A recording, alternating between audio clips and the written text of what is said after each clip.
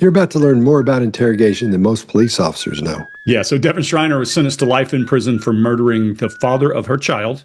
And there's also a second person involved, and we'll cover that at another interrogation. This is a good opportunity to see interrogation styles and how a person differs between the two. The first guy is a local police officer. The second is a postal inspector, and we'll see which of their approaches works best. Okay, and we'll get all that taken care of and figure it out here. Okay, we definitely know your son is safe, and well, you know he's safe. I don't know he's safe. Nobody called me. Okay, I live in Fort Collins. Like, I work in Loveland. I live in Fort Collins, and nobody called me. I had coworkers I haven't spoken to, well, past coworkers, I guess, that I haven't spoken to in years, telling me that my son's father was in an accident. Okay, and that I should check on my kid, and like nobody told me anything. So Detective Devon will be here in 1 sec, and he's got more answers than I do. Where is my son? He is at the police department, and he is safe with So he's not here? This is the police department. He is here. Okay, well, why is he not here with me? I need him to be here with me. I haven't seen him, and I don't know what's happened. He was taken from his school without my knowledge or consent. And I don't know what's happened to his father. So where is he? He needs to be here. Can I have the detective talk to you first, and he'll explain what's going on? I don't know why he wasn't here when I got here, but I need my son. I am worried about my son. He is 5 years old. And I don't think any of you have told him anything that's happened. I don't even know what's happened. Okay, he's here right now, so we'll figure it out. All right, Greg, what do you got? So I get asked all the time to talk about resistance to interrogation, which I'm not going to do for you. I'm not going to tell you what we teach American heroes to protect them. But what I'm going to tell you is there's lots of ways to resist interrogation, and this is one of them. Feigned rage or rage, outright rage. We can't tell the difference because she could genuinely be enraged about her child not being there. Most mothers would be enraged, except for maybe the one we watched last week. But as we watch her, watch all the body language is right. She's defiant. She's got her voice up, puts her hands on her hips, interestingly, in the way a woman does typically, not the way a man does typically, with fingers to the front. Watch her when she gets to the point where she's in a helpless situation and she rolls her palms out and she does this. She looks genuine in her approach as she's rage-filled and addressing everything this person says. Interestingly, the reason I'll mention you can use rage, if you're a prisoner of war, you do not use rage as a resistance technique. That's a certain punishment and a very violent physical punishment. But you can get away with it in a police department as long as you're not guilty. If you're guilty, they're probably going to get more aggressive and more aggressive and more aggressive and try to take it apart.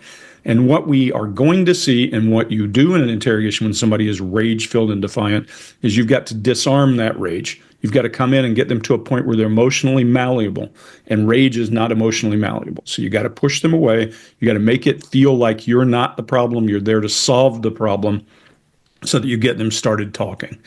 And the rage, while we're on that topic, is nothing more than a form of what Scott and I have referred to as a trance, or a way of making yourself unavailable for emotional contact. Mark, what do you got? Yeah, so I would say this about the rage. For me, there's too much pitch up in the voice and not enough downward intonation for that rage to be strong enough and commanding enough. So I didn't know anything about this case, Greg, at all. Probably you didn't either. Probably none of us did. But that's usually the case. But when I started watching it, I did go, oh, okay, this is good. You know, she's upset. There's some real, protesting from her.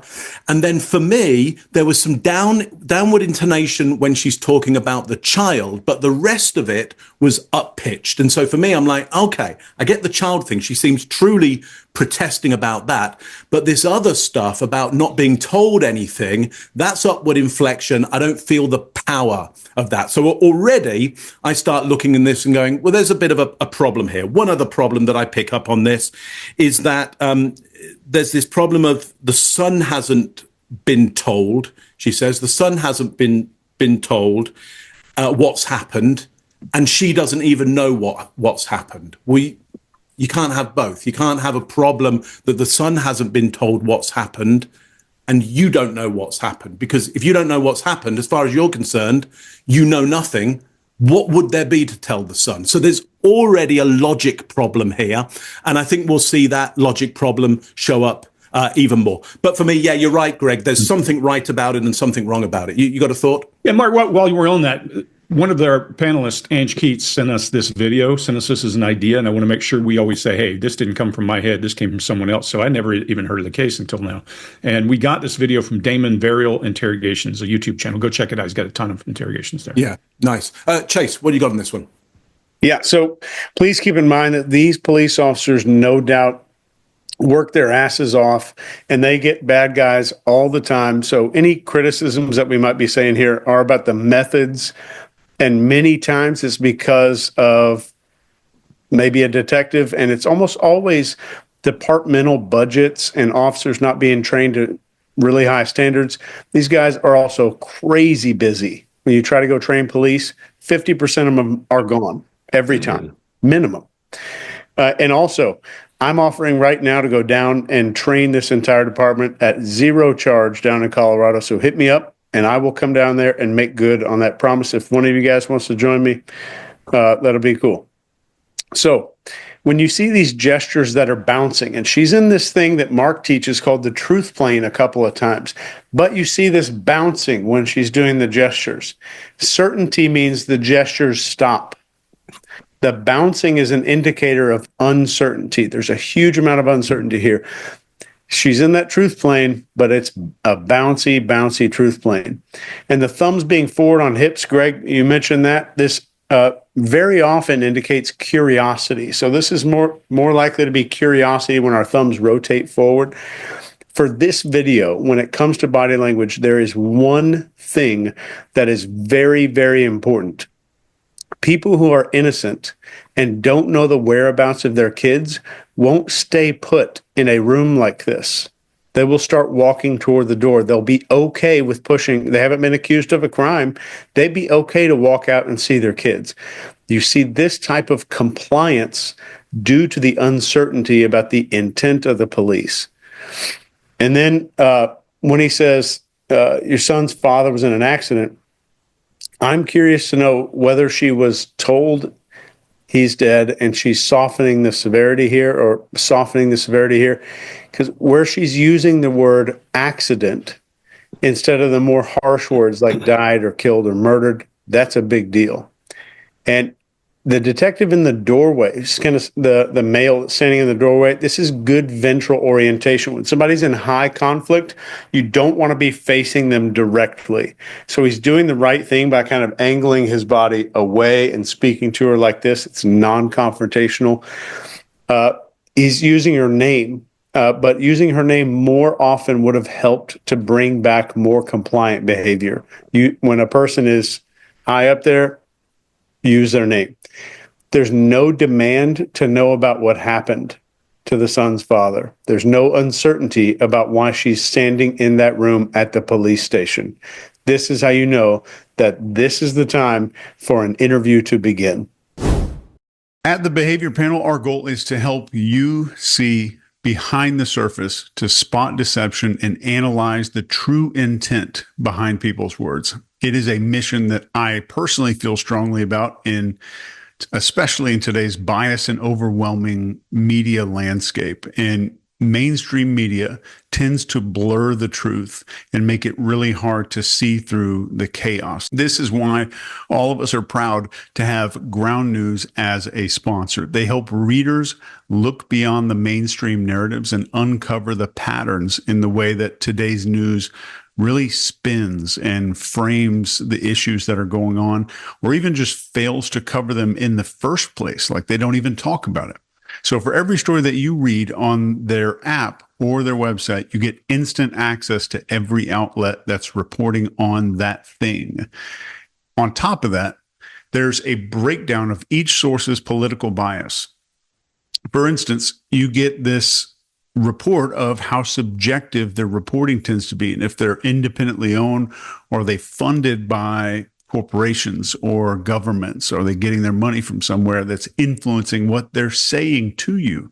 So ground news really helps you see the subtle ways that the media can very heavily shape our public opinion. I'm not even immune to it after studying all this psychology stuff, and it's good to be able to see behind the curtain. I'm actually in the process of writing a book. It's almost done on media brainwashing. And I think they're one of the most practical solutions that I have ever seen. So check it out by scanning this QR code or go to ground.news/TBP. Our viewers get 40% off unlimited access, whether you subscribe for yourself or if it's a gift for somebody. You know, Christmas is coming up. Ground News is independent and subscriber funded, not by any special interest. So by subscribing, you're not only just getting a great product, you're directly supporting our work here at the Behavior Panel. Scott, what do you got? All right. Yeah, I agree with you. What's interesting here is, as upset as she is, and as much as she's asking, I want to know where my child is, all these things, take a look at those police officers. They're not worried at all. They're not in some kind of, hey, she might freak out stance, anything like that, because they don't think she's going to do anything wild and crazy because she's up in her head. She's already structuring her story, I think. I think she's already worried about what's getting ready to happen. She doesn't know what they know yet. We're going to talk about that in a few minutes. But I think that's what's going on because they don't look worried. Look at the guy standing by the door. He's just like leaning back. His foot's kicked up a little bit. And the other woman, the woman police officer, what was interesting, though, is even though she doesn't care, she's still, just by nature, she has her arm down protecting her gun because she's in the room with somebody. But she doesn't, I don't even think she realizes it. I think it's just it's like, when you have with your trigger, you never put you have trigger discipline. You don't put your finger on the trigger. She's the same way. She's always got that arm there guarding that gun. So I thought that was interesting. So all Devon is doing is blowing off energy. She's got so much because she's in a panic. She knows she's done this and she's all worked up. She's got to start thinking, what do they know? What do they know? So she's in a panic mode. And we're going to see a lot of panic in here. So she's running around, being loud. It's pretending like she wants to know where her kid is. I think she probably does. But like you said, Chase, she's not gonna stop until she sees her, puts some eyes on her child at that point. So that's not working for me either. Listen to the cops talk. They're talking low. They're trained to be able to keep you calm and if you're upset and all wound up, how to calm you down. But listen to how they're talking to her. Just very calm, very quiet, not a lot happening. But she's just frustrated because she wants to get things going and she doesn't want to get things going. She doesn't know what she wants because she knows she's in trouble. She just doesn't know how much yet. So that's all I got. I read, just for your knowledge, that this cop knew what it took. He knew that he needed to dangle her child, but he's not willing to be dishonest. And that's the reason they brought the other guy. No. You know something else that I found out? She's got a dog in the car. And she doesn't bring it up until an hour and a half into this interrogation that she has a dog in the car. Just throwing it out there. It's the kind of person we're dealing with. Okay. And we'll get all that taken care of and figure it out here. Okay? We definitely know your son is safe. And Well, you know he's safe. I don't know he's safe. Nobody called me. Okay. I live in Fort Collins. I work in Loveland. I live in Fort Collins, and nobody called me. I had coworkers I haven't spoken to, well, past coworkers, I guess, that I haven't spoken to in years, telling me that my son's father was in an accident. Okay. And that I should check on my kid. And nobody told me anything. Okay. So Detective Desmond will be here in 1 sec, and he's got more answers than I do. Where is my son? He is at the police department, and he is safe with So he's not here? This is the police department. He is here. Okay, well, why is he not here with me? I need him to be here with me. I haven't seen him, and I don't know what's happened. He was taken from his school without my knowledge or consent. And I don't know what's happened to his father. So where is he? He needs to be here. Can I have the detective talk to you first, and he'll explain what's going on? I don't know why he wasn't here when I got here, but I need my son. I am worried about my son. He is 5 years old. And I don't think any of you have told him anything that's happened. I don't even know what's happened. Okay. He's here right now, so we'll figure it out.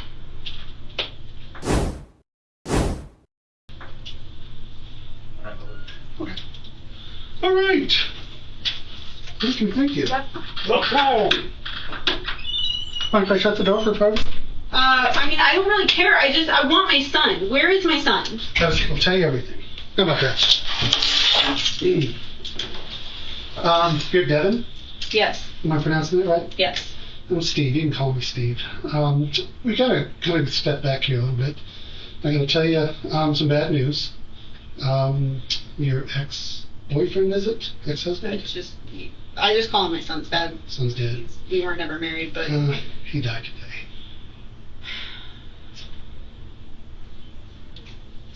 what? How? What happened? Someone shot him in the face. In the face? Where? On his postal route. He was working today? He doesn't. Yep. Yeah, he was working, and someone came up and shot him. When did this happen? At 12:32 today. It is 6 o'clock. Yeah. So it's kind of a long story. You know, in 2021 in July, they changed all the laws saying we have to record everything in police work. If we don't, then we get punished and everything. And I got a lot to tell you, a lot to share with you. I want to tell you that your son's safe right now. But I want to read you your rights just so you know about it. Let you know that we're recording this because we have to. We have to record everything. And just so don't play any games with you because I don't like to play games with people. Read me my rights? Yeah, just to get it out of the way.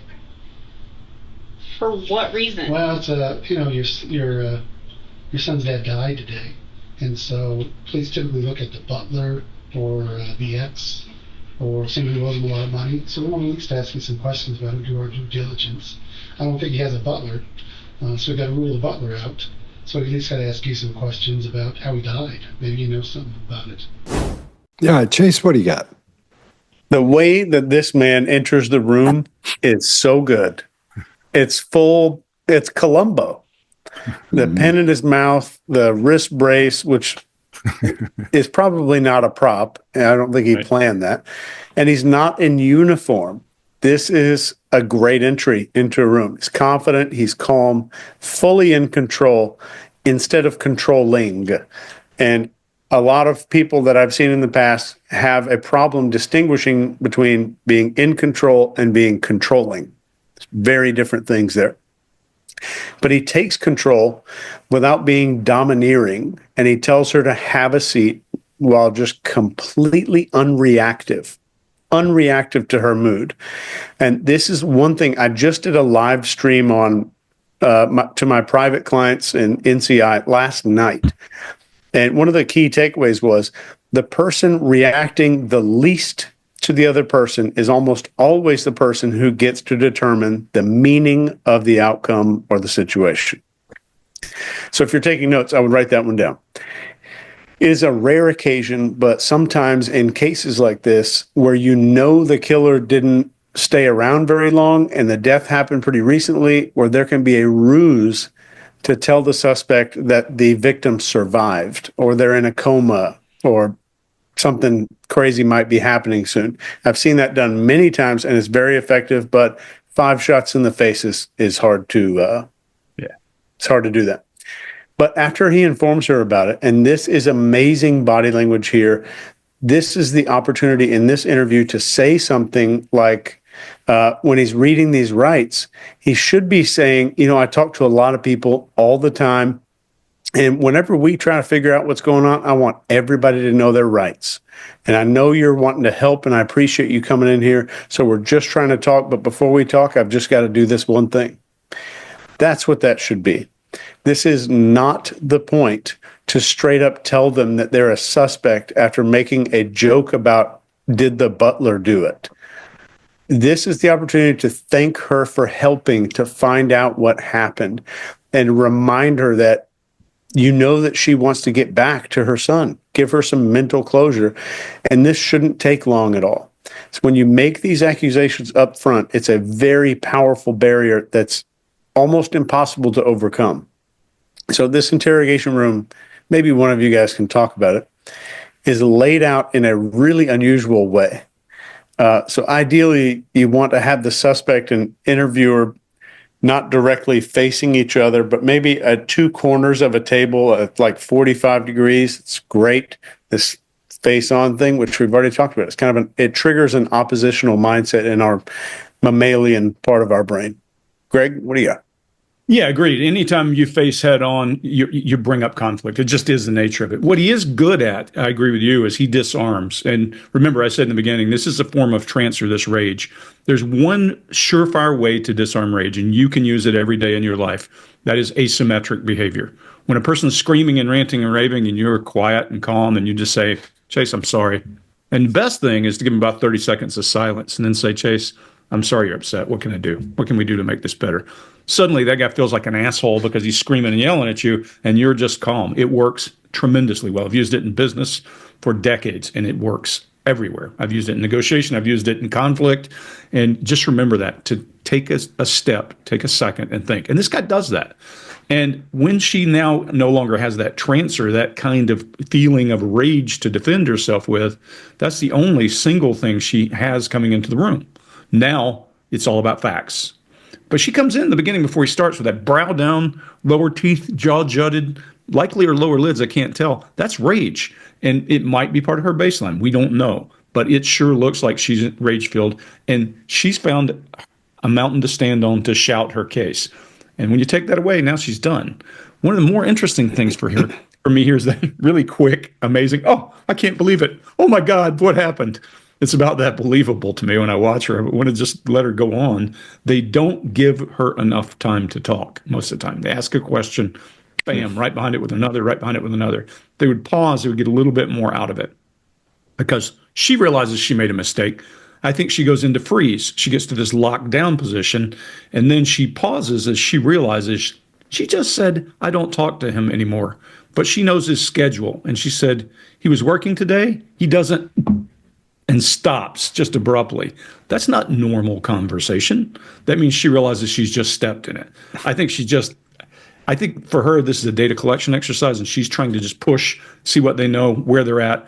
And I think she's running two tracks in her head. One is self-preservation, getting those facts, and the other is rage for the kid. And she probably genuinely has some, what the hell, where's my kid? She knows that she's not going to see him, but that's okay. Anyway, right before he has reads her rights, I agree with Chase. He could have done it more smoothly. She's lost track, and then she starts feign misunderstanding it. She's lost track of all that rage, and she starts to feign misunderstanding when he's reading her rights. That's a good thing because that tells you he's gotten her off that rage platform, and now he's got somewhere to go. Scott, what do you got? All right, I think this is my favorite first 10, 15 seconds of a video we've ever done. When that guy comes in, the entrance, my favorite entrance like that, because everything changes. Everything changes. He's got that thing in his mouth. He's like, what's up? That's a big deal because it's really tough going in when we know how much information he had. We're going to find out in a minute. Still being able to go in there in a good mood, and be nice to her like that is really tough sometimes. But he may be in that good mood because he knows he's going to, he's under the impression he's going to nail this. It's not going to be that big a deal. So everything changes, and that's really good. Now, he gets right into it. Doesn't mess around and stuff. There's sometimes you have a tactic where you want to have, some papers to get filled out because you want to spend some time with this person. And then you may want to pretend like it's you two against the world. So you set up a little scenario where you'll have somebody come in and throw, put down some paper and throw the pen down and be a real butthole and then leave. And you look at the person you're talking to, you say, I don't know what's up with that guy. So it's both of you against the people outside. So you get a little psychological thing going on there with them. But that's one tactic. But you're right, Greg. When he says, he's been killed or he's dead or whatever, man, nobody acts like that. Nobody does that. Nobody does this. What, are you kidding? Well, what? Are you sure? I saw it in Colombo. They really do. Okay. Usually they say, are you sure? What happened? Or what happened? Are you sure? because they want to make sure that it's true. They want to say, are you for dang sure? And then they want to know where they are. Even though they've passed away, they want to know where that person is. Well, where are they? Where is he? Where is she? So that doesn't happen either. So a lot of this is just, and these sentences when she talks in those pauses, that's when she's back up here. She has a lot going on up here, trying to structure her story. Because like you said, Greg, she's gathering info, man. She's running intel right now, trying to find out what these people know, and she doesn't know. So she has to watch what she says. And in a minute, what she just said is going to turn on her. You'll see that. Well, it may not turn on her, but she says she does, she's acting like she just found out, but she's already known. And she says she knew a little bit later on. So remember how she's acting here, because we're going to see the differences. What else is good on here? Oh, he's eyeing her hard. He gets right at her business. That's why I don't like this room either. I don't like a room that's got a chair and she's on the couch. She's lower than him and all that. No. That's not a good move. Maybe that's one of those things where they do kids or something in there, and that was the only room that was open. It can be a situation like that. There may be a lot going on over there that day, but that's not a good setup at all, because there's no way you're not even. You're not in the same kind of spot they are. It's that old thing with the talk show host. Talk show host is way up here. Watch people. They always look really, really hard to the left as they're looking up at that person. And the talk show host is always way above them, So this is not good. I don't like this at all. There's nothing between them. The only barriers she can come up with are crossing her legs and her arms, which we're going to see that hardcore here in a few minutes. But she's mostly frozen because she's up here thinking, what's going to happen? What do I need to say? How am I going to fix this? And I really have to have a solid story on this, and she does not. Mark, what do you got? Yeah, my name's Mark. You can call me Mark, just so everybody knows. Weird, very strange. It's a lovely entrance. In he comes. He says something like, "All right," and ho. It's like, so he comes in with a lot of joy, and he's about to tell her, and she should probably know this. He's about to tell her that somebody has died, and he's super upbeat, which would inform any reasonable person they need to leave that room right now, because he's really optimistic in a situation where if he thought she had nothing to do with it, then he would come in with concern. He would give that message with concern, but he's giving it with zero duty of care, which means he's being very clear he doesn't care about her at all, which should signal to her, if she's not under arrest, which I can't, though she's being read her rights, has she been arrested for anything at this point? So that's the point to go, you know what, I'm leaving, just tell me where my son is, I'll go and collect him, I'm out of here. But like you've said, she's there collecting data. The main piece of data she needed to collect was how he came in the room, and he has zero care for her. That's all you need to know to leave immediately this situation. So both of them then go into this terrible act, her terrible act of surprise and concern, and his terrible act of pretending that he doesn't know or think she's done it. So, he may as well, and he does kind of later on, or one of them does later on, say, look, I think you've been part of this, but he may as well open right from it. He may as well have just walked in and gone, I think you did it. So I won't try and hide the fact at all, because he's not hiding it in any way whatsoever. And he's really bad at hiding it if he's trying to. She's really bad at hiding the fact that it's clearly obvious that she has something to do with it and has murdered the guy. But as you say, lovely entrance there. Superb.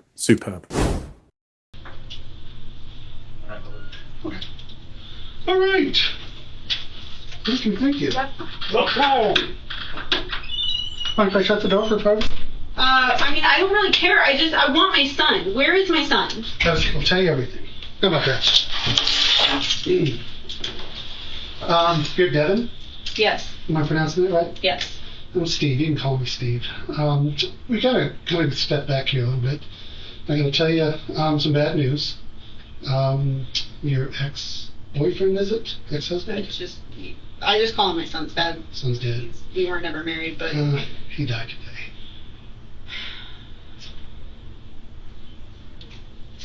What? How? What happened? Someone shot him in the face. In the face?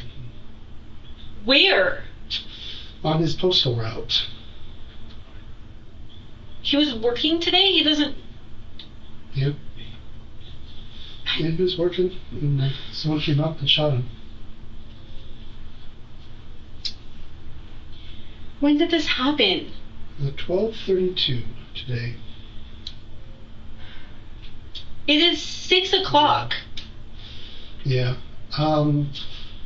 So it's kind of a long story. You know, in 2021 in July, they changed all of the laws saying we have to record everything in police work. If we don't, then we get punished and everything. And I got a lot to tell you, a lot to share with you. I want to tell you that your son's safe right now. But I want to read you your rights just so you know about it. Let you know that we're recording this because we have to. We have to record everything. And just so don't play the games with you because I don't like to play games with people. Read me my rights? Yeah, just to get it out of the way. For what reason? Well, it's your son's dad died today, and so police typically look at the butler or the ex or somebody who owes him a lot of money. So we want to at least ask you some questions about him, do our due diligence. I don't think he has a butler, so we got to rule the butler out. So we at least got to ask you some questions about how he died. Maybe you know something about it. So I want to transition a little bit here.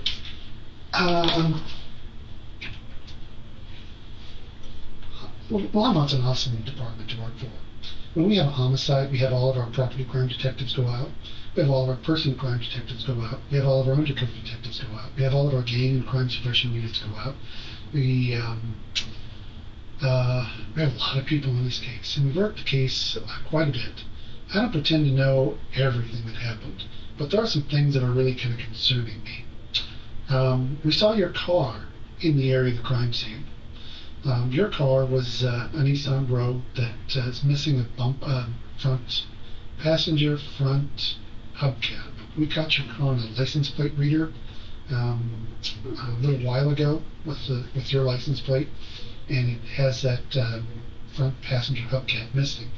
Sure enough, in the videos around the crime scene, that car is there with that front passenger bumper or hubcap missing. You said you're at work today, but your scanner goes off before the homicide and turns back on well after the homicide, and they track your scanner that's used at work to your boyfriend's house, AJ.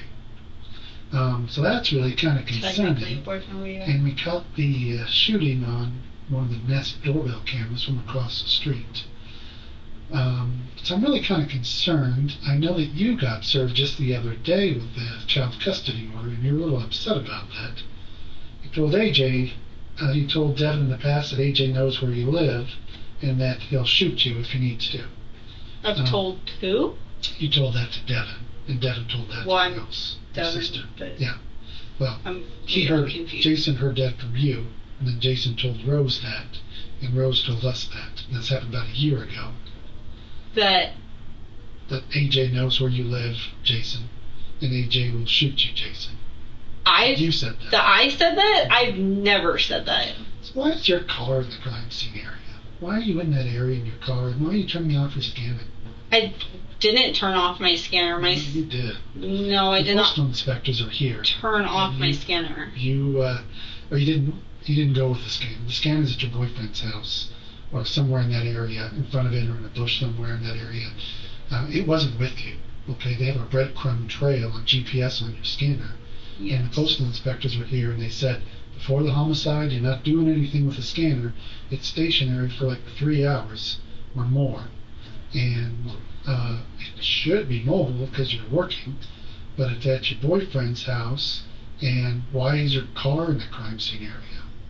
We've got video of your car in the crime scene area. I don't know why it would be on camera that my car was down there, but I don't. Listen. If I don't scan packages, then obviously I'm not doing that. But I did stop I did stop at his house for my lunch break, sort of. Devon. All right, Mark, what do you got? Listen, just one thing. If you want to know what the freeze response looks like, this is it. I don't think I've ever seen a better freeze response. How do I know it's a really good freeze response? There's nothing happening. She's not moving at all. Chase, I'd love you to tell me what the blink rate is. Oh, I already know. It's 0. It's. I mean, there may be a few little ones in there, but to your point, Chase, focus, massive focus happening here. She's absolutely frozen in time, almost 0 blink rate as she looks at him, I think thinking, what have you got? What have you got? What can I pick up from this? Again, in my mind, from that last video, she should know enough to get the hell out of there right now. I don't think she even needs to say, I'd like a lawyer, because she can just get up and leave at that point. Chase, what do you got on this one? Yeah, blink rate is about 0. Yeah. For sure. You guys are going to cover a lot of this body language. I'm going to try to harness everything just for interrogation. And in Los Angeles once, I can't tell you who I was working with, it was a civilian company. But they're like, they called me and they said, Chase, can you train us in body language? And I said, sure, I can fly out there. It'll be about 4 days. They're like, oh, we were thinking more like a 20-minute training. And I was like, yeah, sure, whatever. So I gave them 20 minutes of training in interrogation. And this is what that interrogation looked like. It looked like they heard all these steps and they're like, oh, yeah, that should take about 3.5 minutes to get through all these steps. I'm just going to plow through all those steps. But we have a great start here. He's talking about how there's going to be tremendous evidence gathering that's going on. Innocent people will be relieved by this information. Guilty people will be stressed by this information. When he says, we saw your car, this is not going well now. So you don't want to make this accusation right off the bat. This is where you ask about their day. Let them talk you through everything and then ask the bait question about their car. Is there any reason your vehicle would be in that area at any time? This gives you an opportunity to get them to lie about it so you can increase the level of futility later on when you have a pile of deception. So after this, he goes into laying out evidence like he's pitching the case to a DA, is what it sounds like to me. He's just pitching everything he's got. She's only disagreeing with him being called a boyfriend, which is a strong location indicator that he's placing her at the scene. And when he tells her about the shooting being on a Nest doorbell camera, this is the moment where there's no turning back and no confession is going to happen. So before he even lets her respond to this doorbell camera, he keeps talking and changes the subject to talking about her being served papers recently and goes straight to developing motive. So this sealed the deal, I think, in my mind. So her resistance is at an all-time high. He keeps going on about the scanner and the postal inspectors being there to build a case. This is not what you want to do in an interview ever. This guy is well-meaning, and seriously, I have no doubt he's great at his job. He's probably a fabulous detective. But we've got to get interrogation training out there to the police.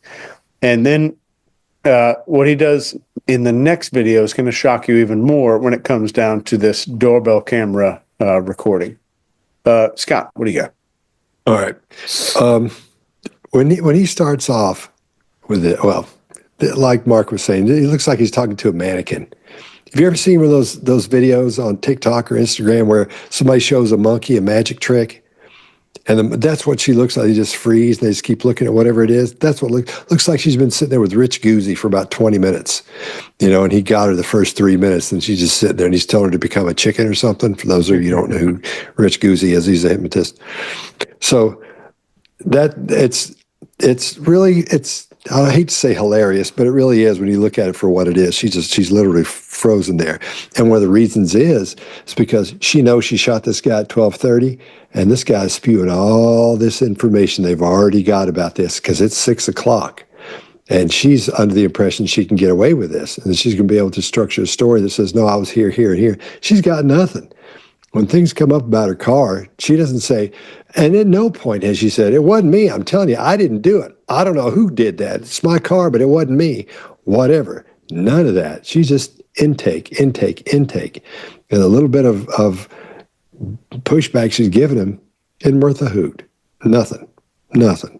So I don't know. I don't know how to go any deeper than that. Body language wise, I think we're seeing her. Some people panic this way and they'll freeze up because she's just thinking up there. And I think that's what we're seeing. Greg, what do you got? Yeah, a couple of things. A police interrogation is not an information gathering interrogation most often. It's about generating whether the person's guilty or not. You're not looking for a ton of facts because you've already got the facts. You may want to get something from them to confirm something that you know or you believe. But most of the time, it's not like intelligence gathering. It's not a long, drawn out hours and hours and weeks of trying to collect all these details about where something's going on. And that shows here. She telegraphs at one point what you need to use to get information out of her. John Nolan would call it correct the record. And that correct the record is go about and give wrong facts and let them correct them. If you don't believe that, watch her. There's a time where Chase, you brought up, she is confronted with her car, but she doesn't deny it. But she sure as hell corrects the boyfriend relationship, that the scanner wasn't off. What you would want to do is give her, for example, if you're trying to lock down your timeline, I would say, so you were at work at 10:30. You know better. You know exactly where she's at. And what you do is get her to correct the record, and she can't be thinking fast enough to keep up with your approach. She telegraphed and told you what she wants, but most interrogators can't move on the fly that quickly. It's just not in their nature. And if you don't believe me about she can't think, it's not just that she is showing us outward signs of it. And Mark, you're dead on. She's frozen. That is fight, flight, or freeze. If you have a brand new puppy and you make a loud noise, it will stand dead still because it's their natural reaction. What's happening with her here, if you watch her, she's rattling along and she locks down. She does that data intake, and she's got Aaron Caffey's blink right here yesterday. There's not any. There's none, maybe one or two. But she's barriered and frozen. She arms crossed and she thigh grips. So she's barriered, she's adapting, and she corrects the record of boyfriend. She goes into, and when she's asked the question about facts and she gets to the question about the scanner, she gets to a point she can't even think of the word package. Can't think of the word package. It would be like me forgetting the word razor. You know what I mean? This is something she touches every day of her life, and she can't think of that word. So you know her brain is not functioning. He has to feed her the word. He's gotten her effectively out of the rage technique, but he's got to now stop all this blame and make her feel comfortable enough that he can ask questions. I'm not sure he's going to have the capacity. We'll see. Oh, well, let me bring up one thing real quick. In the comments, I went back in and started reading them again. I'm not replying. Don't worry. I'm not fussing with anybody. There are so many people in there that think me and Chase are fussing constantly. And they're saying how it looks bad that we're fussing back and forth and that I'm bullying you. Well, you are. Chase is afraid of Scott. They finally spotted it. It's like, I don't think people understand what sarcasm is or. Yeah. Maybe they don't get it. Yeah, it must be people that don't know us. That could be Don't it. watch, yeah. Because otherwise they would know this is part of what we do. Yeah. Yes, it may be people who've only watched one episode and they're not subscribers, and they're like, "Oh, I know what's that's happening right. here." Guys. Mark, I almost said on that last one, guys, is she frozen?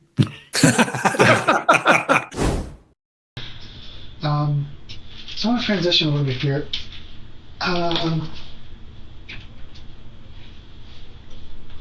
Longmont's an awesome department to work for. When we have a homicide, we have all of our property crime detectives go out. We have all of our person crime detectives go out. We have all of our undercover detectives go out. We have all of our gang and crime suppression units go out. We have a lot of people in this case, and we've worked the case quite a bit. I don't pretend to know everything that happened, but there are some things that are really kind of concerning me. We saw your car in the area of the crime scene. Your car was a Nissan Rogue that is missing a front passenger front hubcap. We got your car on a license plate reader a little while ago with your license plate, and it has that front passenger hubcap missing. Sure enough, in the videos around the crime scene, that car is there with that front passenger bumper or hubcap missing. You said you're at work today, but your scanner goes off before the homicide and turns back on well after the homicide, and they track your scanner that's used at work to your boyfriend's house, AJ. So that's really kind of concerning. And we caught the shooting on one of the Nest doorbell cameras from across the street. So I'm really kind of concerned. I know that you got served just the other day with the child custody order, and you're a little upset about that. You told AJ, you told Devon in the past that AJ knows where you live, and that he'll shoot you if he needs to. I've told who? You told that to Devon, and Devon told that to Rose, your sister. Yeah. Well, Jason heard that from you, and then Jason told Rose that, and Rose told us that. And this happened about a year ago. That AJ knows where you live, Jason, and AJ will shoot you, Jason. You said that. That I said that? I've never said that. So why is your car in the crime scene area? Why are you in that area in your car? And why are you turning off your scanning? I didn't turn off my scanner. You did. No, I did not. Postal inspectors are here. Turn off my scanner. You didn't go with the scanner. The scanner's at your boyfriend's house, or somewhere in that area, in front of it, or in a bush somewhere in that area. It wasn't with you. Okay, they have a breadcrumb trail on GPS on your scanner. Yes. And the postal inspectors were here, and they said, before the homicide, you're not doing anything with the scanner. It's stationary for like 3 hours or more. And it should be mobile because you're working, but it's at your boyfriend's house. And why is your car in the crime scene area? I don't. We've got video of your car in the crime scene area. I don't know why it would be on camera that my car was down there, but I don't. Listen. If I don't scan packages, then obviously I'm not doing that. But I did stop I did stop at his house for my lunch break, sort of. Devon,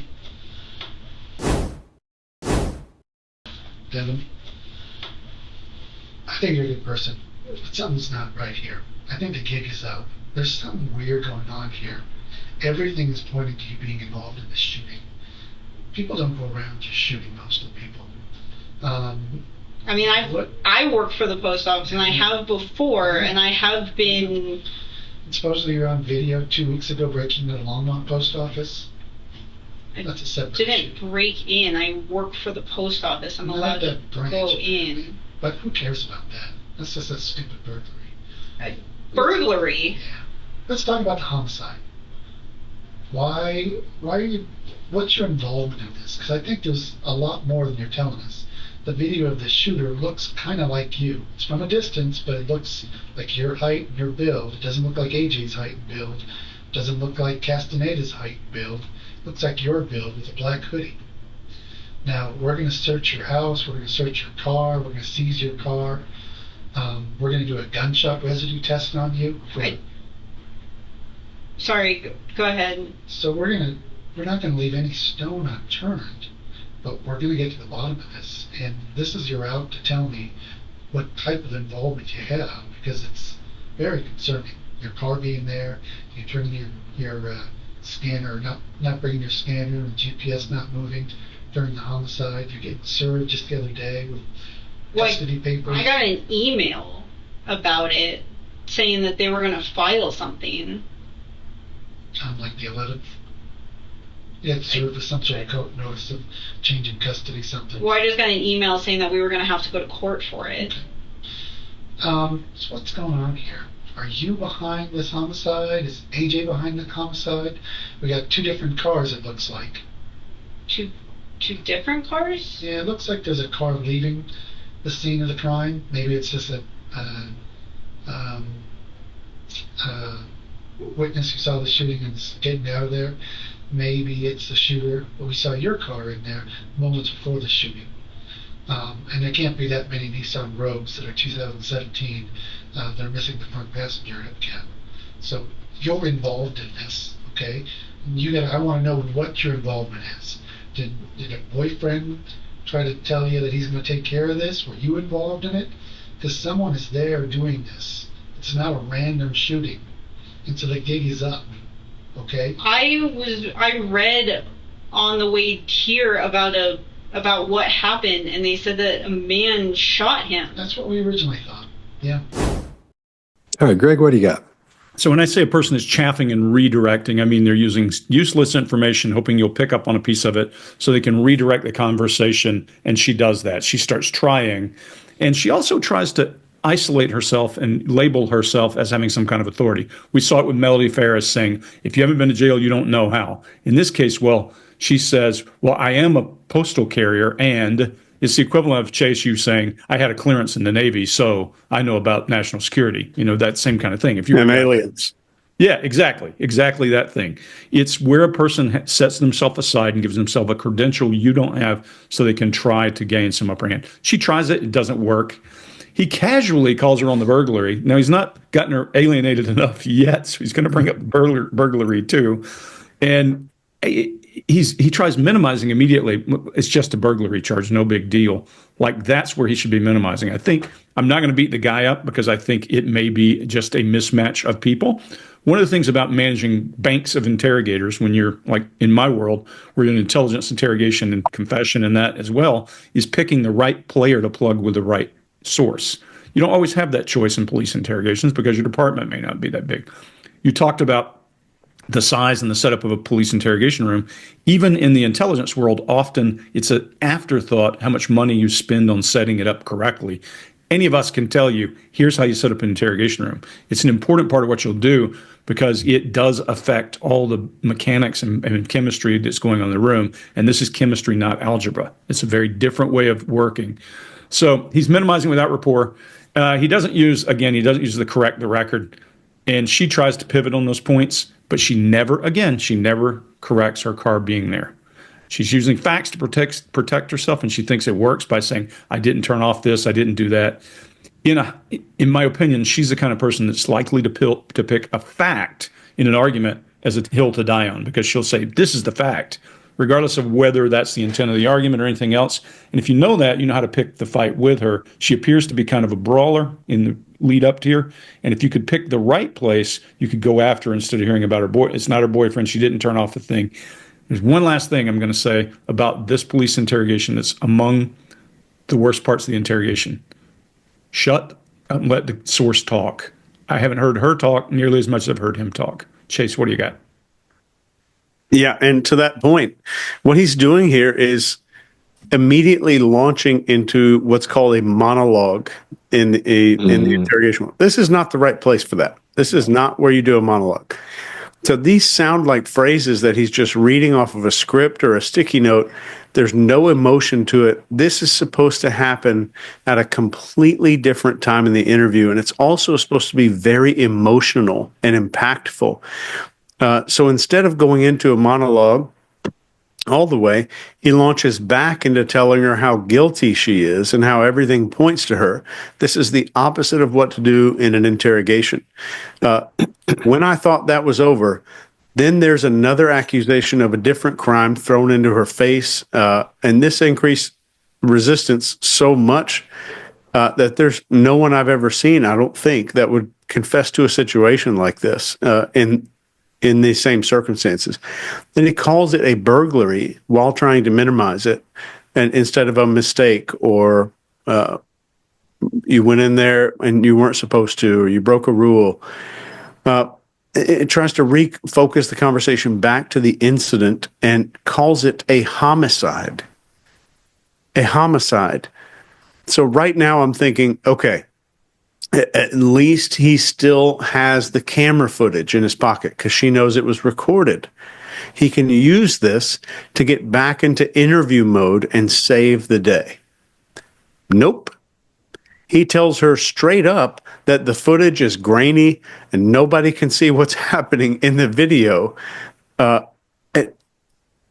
mind was blown. When you bring up a video, never mention that it's grainy or bad quality, ever.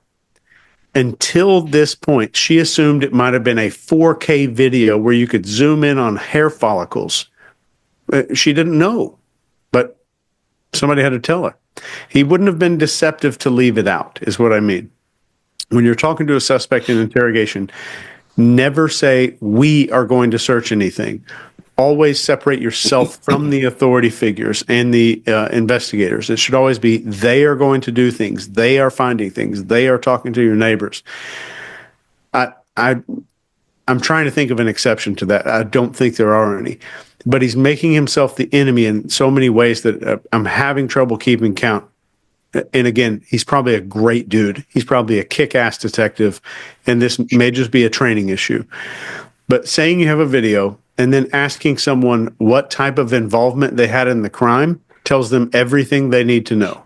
It's, I have a video, and then asking them, how were you involved? That means you don't have a video.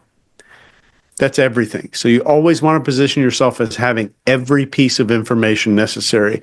And if you can't do that perfectly, then you reassure the suspect that officers are going to be delivering this brand new discovery that they made at any moment. They're out there right now and they just found something, a video, whatever, and they're going to be bringing it in here any moment. But he's just rolling through questions at this point now and not really letting her answer any of these. And then before she can say anything, he's telling her even more of the evidence that they have. And I'll just end here. Right at the end of this clip, this is where he could have stopped her from talking more. So if she read the news about him being shot on the way in, then acted surprised as he delivered the news, something is off, and he could call out that behavior right there on the spot.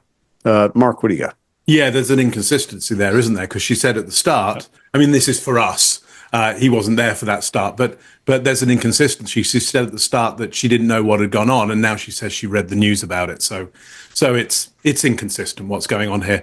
But look, Chase, he did tell her. He did tell her that the accident happened, and she acted surprised and shocked. Right. Yeah, but in the first video, she's there saying to other officers, and we viewed it. Yeah, so for us viewers, there's an inconsistency.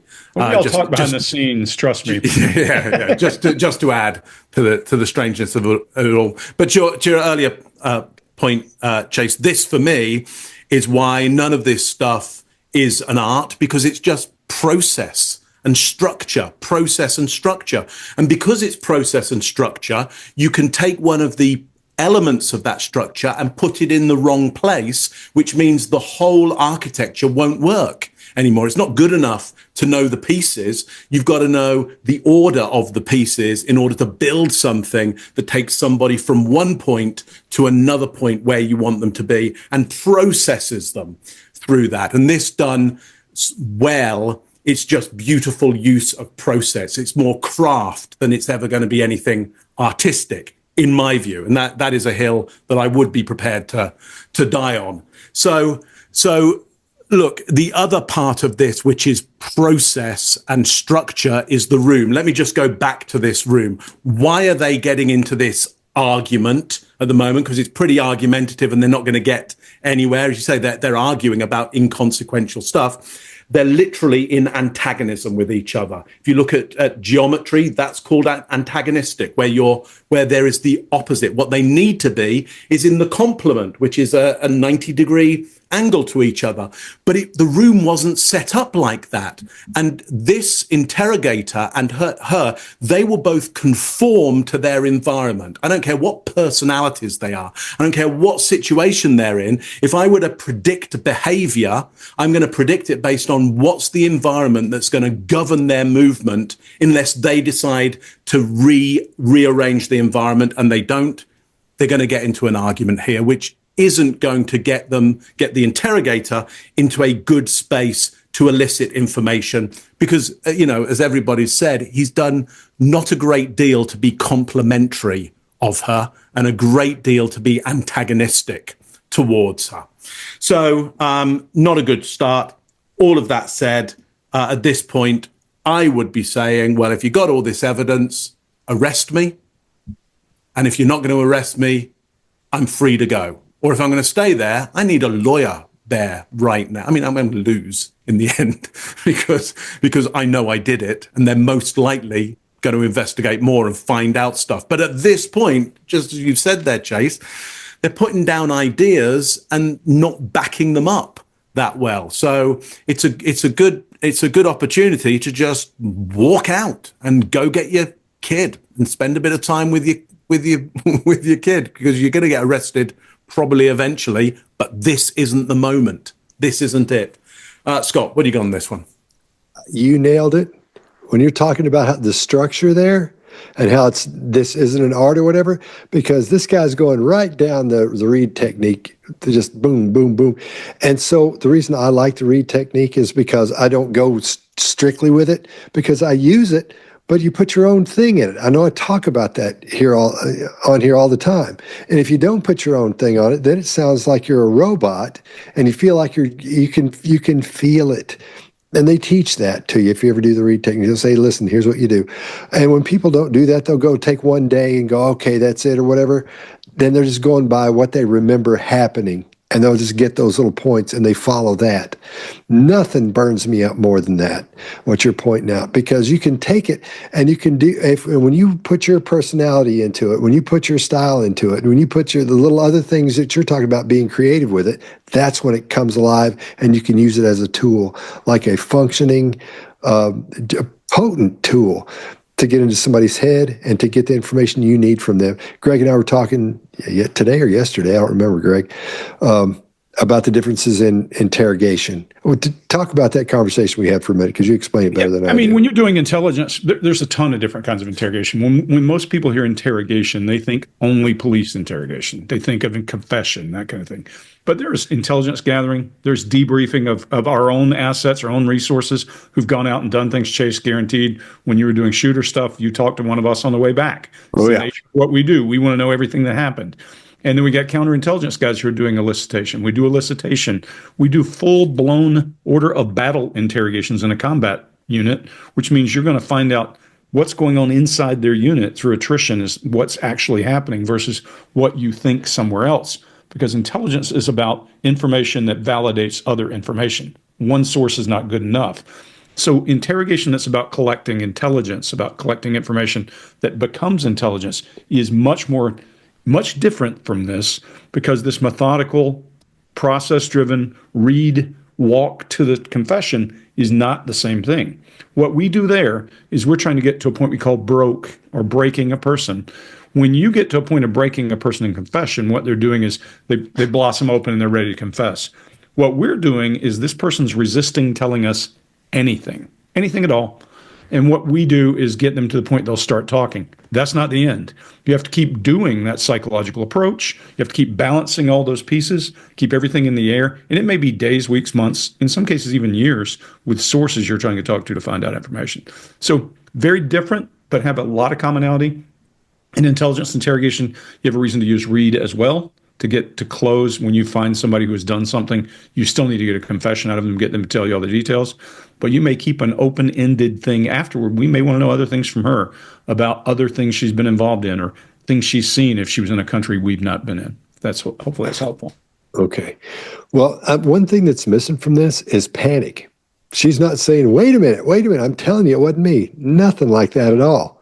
Yeah. Because she, obviously she knows she's done it, and she just settles in and she thinks she's doing the right thing by fighting this. She thinks, I'm doing what you should be doing. But what she should be doing is freaking the you-know-what out, because she's been, like we talked about earlier, like the word homicide has already come up, and she's in there for that. You're being questioned about it, and she's not panicking about it, saying, it's not me. I'm telling you, I didn't do it, man. Nothing like that. When he first scooches up like that, she doesn't move except for her head kind of jerks for a second. I don't know what she must be thinking at that point, because this is where it looks like a dad is getting after his daughter for something, and she's trying to like buck up against him and be like, I tell you what, because she's a rebel. I'm going to tell you what's up and what's going on. So I think, I don't know, This guy's probably, like you were saying, Chase, probably a great guy, fantastic detective. But man, this is not the approach to take. So when he tells her about the gunshot residue and all that, boy, that addles her. She's not ready for that. And she didn't think. Nobody thinks about these kind of things when you're talking to them. That's why you can throw these things in like that. And they're like, what? I think I've told this story before, but and I'll just say his first name. My buddy Jason was dealing with a guy one time who, and I'm only laughing because it's what I'm getting ready to tell you at the end of this is funny. This guy had shot somebody and was standing over him and finished him, I guess, or however you say it, so we don't get kicked off YouTube. And he says to this guy, well, what we've come up with now is you can, peel off that outer layer of the eye, and we put that in it's kind of like a microscope. It's a new thing. And we can see the last thing they saw because it's actually taking a picture, just like when you see things, it takes a picture of what they saw. We know what he saw last. So, and tells him that. And I think the guy ended up crying and telling him everything. Devon, I think you're a good person, but something's not right here. I think the gig is up. There's something weird going on here. Everything is pointing to you being involved in this shooting. People don't go around just shooting most of the people. I work for the post office, and I have before, and I have been... Supposedly you're on video 2 weeks ago breaking into the Longmont post office. That's a separate didn't issue. break in. I work for the post office. I'm Not allowed to that branch. go in. But who cares about that? That's just a stupid burglary. Burglary? Yeah. Let's talk about the homicide. Why are you, what's your involvement in this? Because I think there's a lot more than you're telling us. The video of the shooter looks kind of like you. It's from a distance, but it looks like your height and your build. It doesn't look like AJ's height and build. It doesn't look like Castaneda's height and build. It looks like your build with a black hoodie. Now, we're going to search your house. We're going to search your car. We're going to seize your car. We're going to do a gunshot residue test on you. Sorry, go ahead. So we're not going to leave any stone unturned, but we're going to get to the bottom of this. And this is your out to tell me what type of involvement you have, because it's very concerning. Your car being there, you turning your scanner, not bringing your scanner, and GPS not moving during the homicide. You're getting served just the other day with custody papers. I got an email about it saying that they were going to file something. On like the 11th. You had to serve with some sort of court notice of change in custody, something. Well, I just got an email saying that we were going to have to go to court for it. Okay. So what's going on here? Are you behind this homicide? Is AJ behind the homicide? We got two different cars, it looks like. Two different cars? Yeah, it looks like there's a car leaving the scene of the crime. Maybe it's just a witness who saw the shooting and is getting out of there. Maybe it's the shooter, but we saw your car in there moments before the shooting. And there can't be that many Nissan Rogues that are 2017 that are missing the front passenger cab. So you're involved in this, okay? I want to know what your involvement is. Did a boyfriend try to tell you that he's going to take care of this? Were you involved in it? Because someone is there doing this. It's not a random shooting. And so the gig is up, okay? I read on the way here about what happened, and they said that a man shot him. That's what we originally thought, yeah. One of your associates. Someone killed your ex. And we want to find out who it is. It seems like you're involved. Your car is there. You left your scanner with GPS back at AJ's house. Your ex, who you've said AJ would kill, is now dead. I've never said that. Well, I don't care. I wasn't there. I'm not. That's what Rosa said, but I don't care. I didn't hear that. That's what Rosa's saying. It could have just been a off the cuff remark. But we're gonna do a gunshot. It could be her being like, "Hey." We're gonna do a gunshot residue test on you. What do you mean, A? No, we're going to do a gunshot residue test on you to see if you have any, when you fire a gun, all this gunshot powder comes out and it covers your face, your hair, your clothes, your hands. Have you been around any guns lately? Have you been shooting anything lately? No. So we do a gunshot residue test that's going to come back negative. It better. Listen, I feel like I'm trying to figure out if you did this or if someone else did this. And my bet is you have someone else involved in this, maybe a friend. And so I'm trying to figure out if you talk to me about this, you know. I don't think this is a coincidence that your ex got shot in the face today. It looked like a hit. Looks like someone pulled up, ran out, shot him, ran back to the car, sped off, fired 5 times. He died right there. So I'm going to take this seriously, and I want to exonerate you to have nothing to do with this. I don't want to arrest you if you didn't do this. Does that make sense? I don't want to arrest anyone that didn't do a crime. But your car is there. Your car is there. You turn your scanner off. Your GPS, well, you didn't turn it off. We're not going to mince words. You left your scanner at your boyfriend's house. You said you were at work all day. You're not at work. I am at work. I'm on my route. For like 3 hours, you left your scanner there? I stopped. I left it in the truck while I went into the house. And then your car is in the crime scene. You know, that's a lot for a jury to try to swallow. Mark, what do you got? Yeah, well, first thing is get up and leave. I keep saying this. And like, get up, just go, just leave right now. I don't know why she's in the room tolerating this. Again, it's another example of with Reed. There's a process. Yeah. And it will take people from where they are to somewhere else if you take them through that process. And yes, you can add your nuance along the way, and that's really helpful.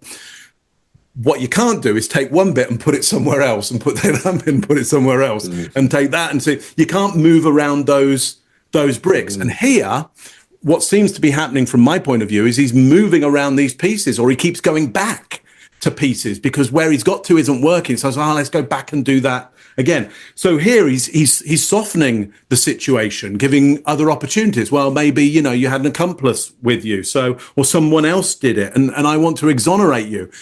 But in my mind, that should have happened way earlier on in the structure of this. Let me tell you something else, Mark. Too late to go back. You're right on it, because when he scooches up to her and gets real close, man, you don't do it that early on. Right. That's the end. That's when the structure of the room is causing him to feel confident and so move forward. And just as you were saying, look, you got to pick the right people, and he's not the right person for that structured room because he feels too confident in it. Anyway, that's my piece on that. Great system for getting people from where they are to where you want them to be. But because it's such a good, simple structure, you have to adhere to the structure.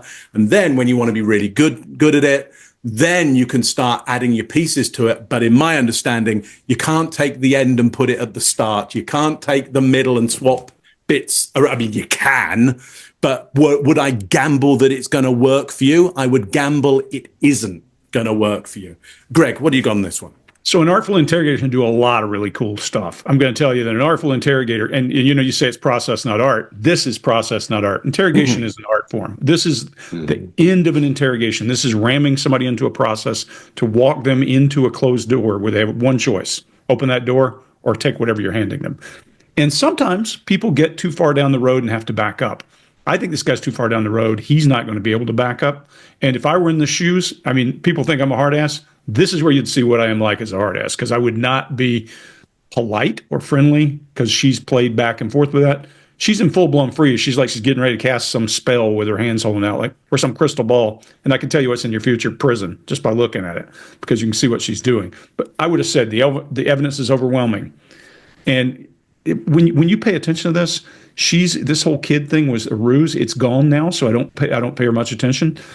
He said he had a hard time with being dishonest with the person. This is a funny thing, but a fact. I don't know if they still do it. When I went through interrogator school, you had to sign an affidavit saying you were okay with being dishonest to people, which I found the funniest shit in the world. That was one of the funniest ever. And a good part of the reason was because we had a lot of Mormon folks who were linguists who were returned missionaries. And that's a tough thing for them because they say they'll be honest in their dealings with people. But you had to sign this little thing. She's frozen. He's got her. And I would say something like, look here. And I would be demeaning intentionally. I'd say, look here, honey, your car was at the site. Your piece of shit that's got a missing hubcap and beat up was at the site. Your scanner was turned off. You have criminal tendencies because you committed a burglary. If you ever want to see your kid again, except for through glass and on a phone, you better start talking to me right now, and so I can help you. That then, if I can't get any further, good, but Chase can, or Scott can, because they come in and rescue. And that's why we call these things threat and rescue, why we call them Mutt and Jeff. These things work for a reason. We know they work. They have been used by other countries. We use them. This is one method. And even in Reed, there's still elicitation techniques going on. There's still interrogation ploys, psychological ploys. You can use Scharfian technique because it's all picked from it. But Mark, I agree with you. We're in a point right now where I think he's just too far down the path. And in fact, she asked for a lawyer with this investigator right after this, but he talks her off of a ledge and then gets up and leaves. So, yeah. Scott, or Chase, what do you got? So he's piling up all this evidence on her. And I have to admit, this is very common. This is not unusual in police interrogations. It's not correct, but it's not uncommon. We see this a lot of times.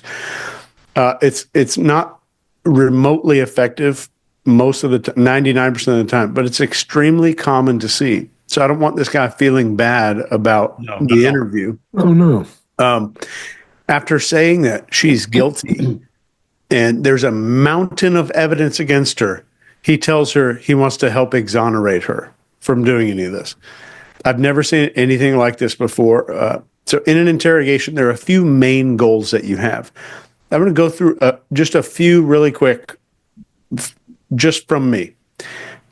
Separate yourself from authority figures. Maintain an absolutely composed demeanor. Develop a theme for the interrogation that uses socializing, minimizing, rationalizing, projecting, and alternative questions, which maybe you could chat GPT that or something. We don't have time to go into it. Thank them for every piece of information that they provide. Say thank you for that. Don't allow backtracking. Use hope and fear strategically. Allow them to use their own words. Don't share everything you know ever, but make them feel like you know everything. Don't make them defensive. Don't use harsh words to describe the crime. Stop denials if someone's starting to make a denial too early. Build a pathway for the confession that is noble and preserves their sense of self. These are only just a few that I'm thinking of right now. There's a lot of those being broken here. And there are 6 things, and I want you to, if you're using this for interrogation training in any form, I want you to write these down. There are 6 things inside of a suspect's brain that you have to overcome as an interrogator. Number 1, what are my friends going to think? Friends and family. Number 2, this is a huge deal and this is a major issue. You need to overcome that. Number 3, I don't do this kind of stuff. I'm not that kind of person. That's number 3. Number 4, what kind of person would do this crime? Who does it make me that I did this crime? That's number 4. Number 5, there's plenty of time for me to process this. You need to shorten that time, right? Short-term thinking. And number 6 is, I don't really have to confess right now. That's the purpose of a monologue, to reverse all 6 of those things. That's what a monologue does. Scott, what do you got? All right, I agree with you. I want to focus on one thing. When he says, what's going to happen if that gunshot residue test comes back and you've got it on you? And he says, and it comes back negative. And she says, it better not. It better not. No, I mean, no, you say it's not going to. It won't, because I wasn't there. So unless you put it on there a couple minutes ago before I came in, which I don't think you did, because I just met you. So no, it's not going to come back that way. No, you better call whoever it is to come pick me up. Now, keep in mind, they can arrest her on suspicion with what they've got, but she may not know that. So she should be saying, like Mark's saying, yeah, I'm out of here, man. If she was innocent, that's what would have happened. She would have said, it's not going to come back with anything on it. Are you kidding me? I sent Chase a couple of videos of an interrogation I'd done with a younger fella who was in trouble for something. Remember that, Chase? And it was, I believe I sent you the one, it was the same situation where he didn't, his reaction was much different than this one because he didn't do it. And he was like, it wasn't me. I didn't do, here's why I won't, because of this. It just would not hush about it. I think I sent you that one. And just wouldn't shut up about it. And I couldn't get him calmed back down. It was really tough. Sometimes you can get him calmed down fairly quickly, but this guy was, bless his heart, he was losing his mind, because he thought he was going to get in trouble, for this horrible thing he was accused of. Didn't do it.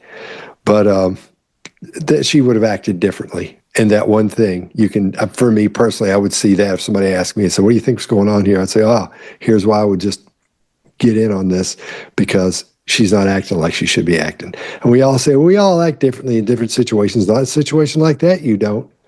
Everybody acts the same way. Believe me. If you didn't do it and they're saying you did, well, if this comes back and says you did this, you don't say, it better not. You say, it's not going to. It will not, because I didn't do it. And usually they get upset that way.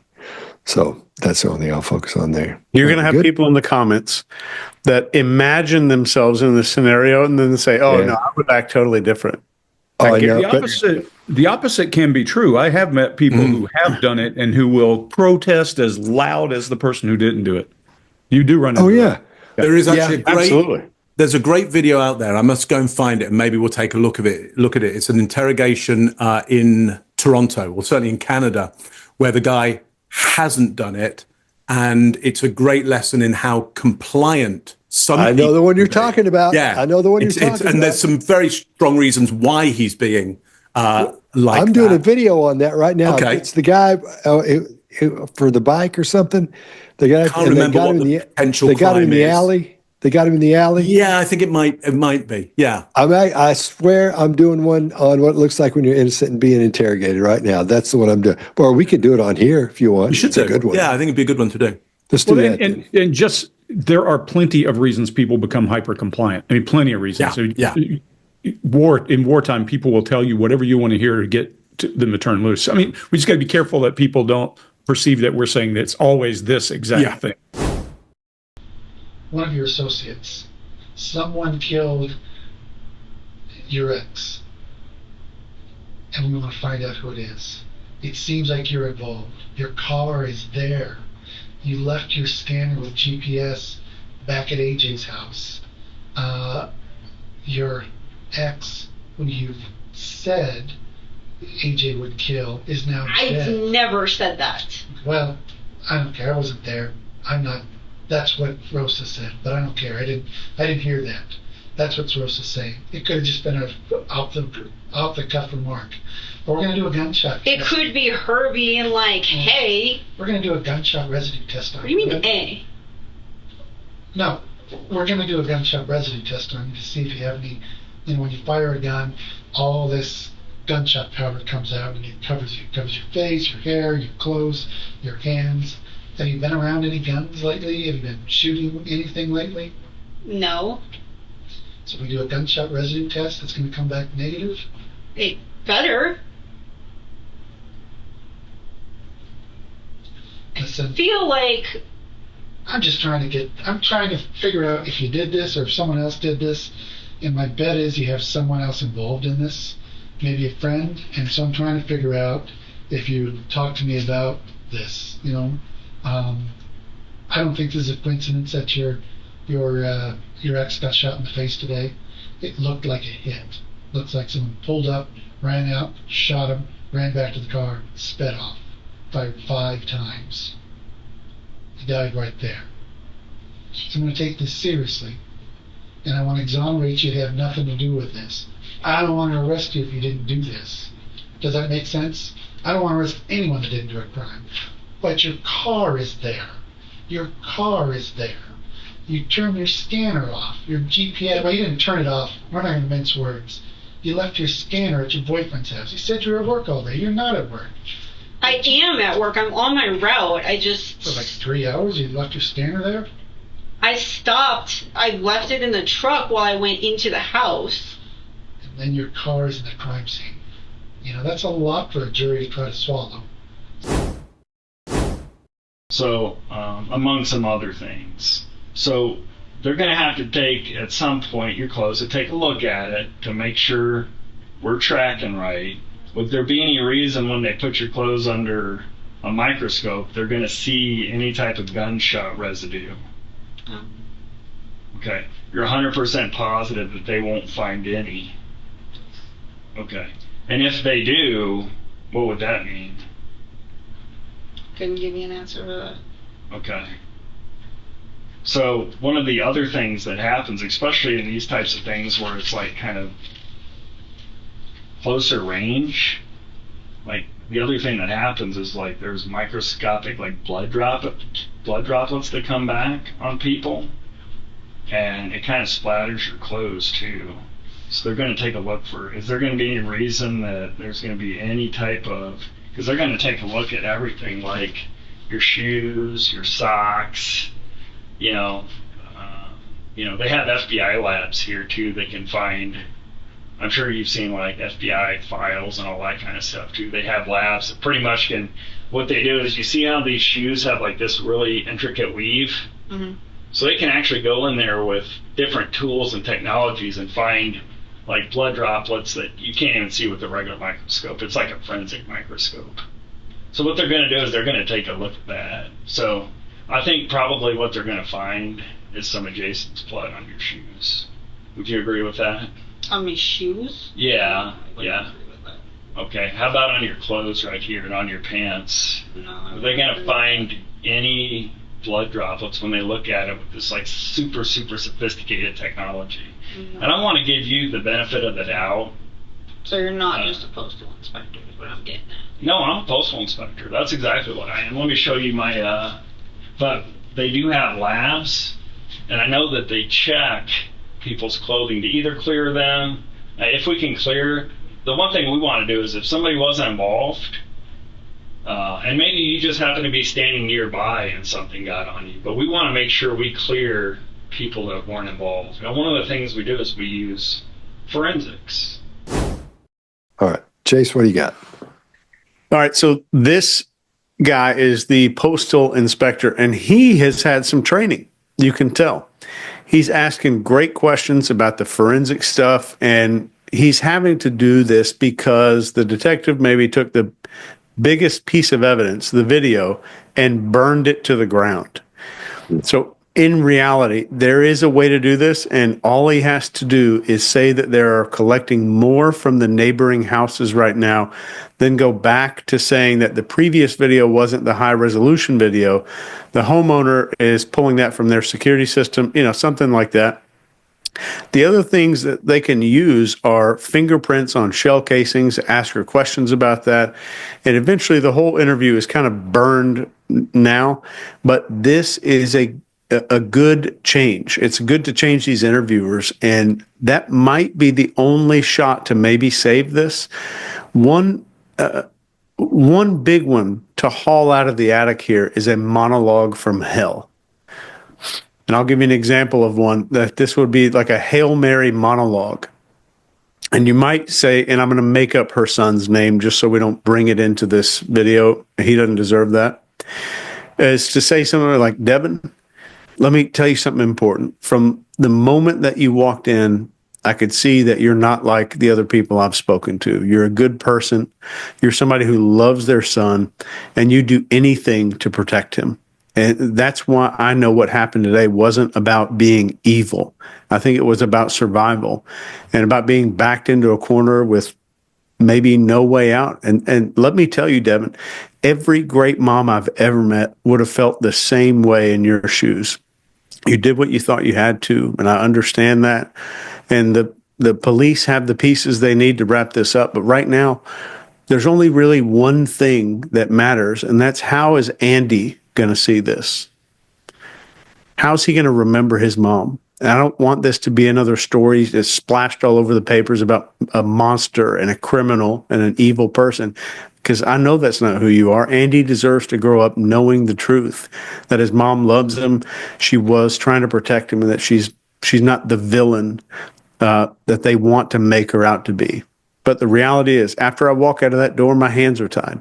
There's nothing more I can do. And this is our moment right here to make sure that Andy knows what really happened, to make sure that he hears the truth from you.